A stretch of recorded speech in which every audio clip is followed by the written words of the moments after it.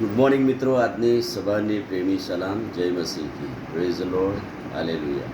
પ્રભુનું વચન માથીની સુવાર્તા 5મો અધ્યાય અને તેના 13મા વચનથી 16મું વચન અને એમાં ખાસ કરીને 14મું વચન. તમે જગતનું અજવાળું છો, પહાડ પર વસાવેલું નગર સંતાઈ રહી શકતું નથી, અને દીવો કરીને તેને માપ તળે નહીં પણ દીવી પર મૂકવામાં આવે છે, ત્યારે ઘરમાંના બધાને તે અજવાળું આપે છે. તેમજ તમે તમારું અજવાળું લોકોની આગળ એવું પ્રકાશવા દો કે તેઓ તમારી રૂડી કરણીઓ જોઈને આકાશમાંના બાપની સ્તુતિ કરે. પ્રભુ કહે છે કે હું જગતનું અજવાળું છું યોહાનની સુવાર્તામાં, પણ માથીની સુવાર્તામાં પ્રભુ ઈસુ ખ્રિસ્તે જગતનું અજવાળું એ આપણને બનાવે છે, અને આપણને જગતના અજવાળા સમાન બનાવીને અજવાળાની જે લાક્ષણિકતા છે, જગત સમક્ષ જે અંધકાર છે એ અંધકારને દૂર કરવા માટે પ્રભુએ આપણને મૂકેલા છે. એટલે કે જગતમાં પ્રભુ આવ્યા ત્યારે અજવાળું આવ્યું, અંધકારને દૂર કર્યો, શૈતાની માનવો દૂર થયા. પણ જે લોકો પર અજવાળું પ્રકાશ્યું, એટલે કે અજવાળું ખ્રિસ્ત જેને મળ્યા, એ લોકો જગતમાંથી અંધકાર દૂર કરવા માટે પસંદ કરાયેલા પાત્રો છે. અને એટલે ગયા વખતે આપણે જોયું કે અજવાળું શું કરી શકે છે. તો પહેલી વાત કે અજવાળાનું સ્થાન એ ઊંચા સ્થાન પર હોય છે.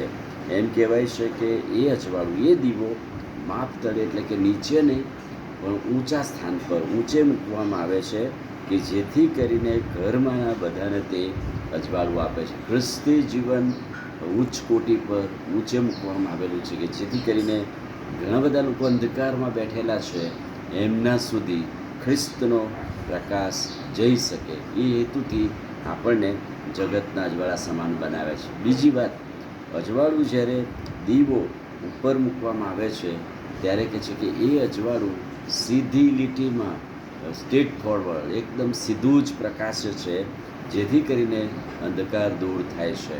અને આપણને પ્રભુએ જગતના અજવાળા સમાન બનાવીને આ અજવાળું આપણા જીવન મારફતે સીધું અંધકારમાં બેઠેલા લોકો સુધી જાય, કે જેથી કરીને બીજા લોકોને તે અજવાળું આપી શકે.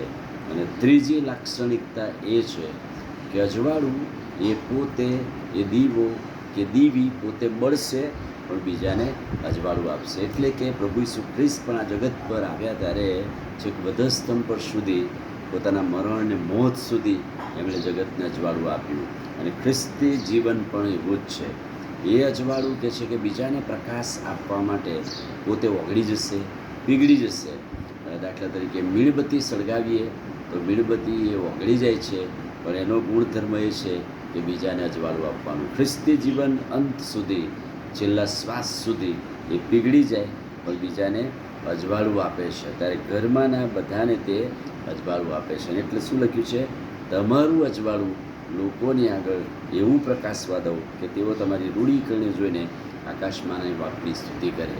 અજવાળામાં આવેલા લોકો એ પ્રભુનું ભજન કે આરાધના કરે છે. અને ખ્રિસ્તી જીવન એ પ્રકારનું છે કે જે બીજાને માટે મરી મીટે, ઓગળી જાય, પીગળી જાય, પણ ઘરનાના બધાને તે અજવાળું આપે છે. અને આજે સવારે પ્રભુએ તમને ને મને જગતના અજવાળા સમાન બનાવીને, જ્યોતિઓ સમાન બનાવીને આ જગત પર મૂક્યા છે, જેથી આપણે આપણું અજવાળું લોકોની આગળ એવું પ્રકાશવા દઈએ કે પ્રભુનો મહિમા થાય. પ્રાર્થના કરીએ.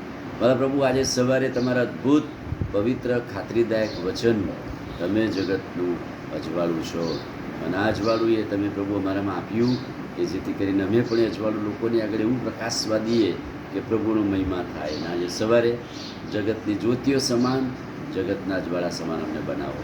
પ્રભુ ઈસુના નામમાં માંગીએ છીએ, સાંભળોને માન્ય કરો. આમીન. God bless.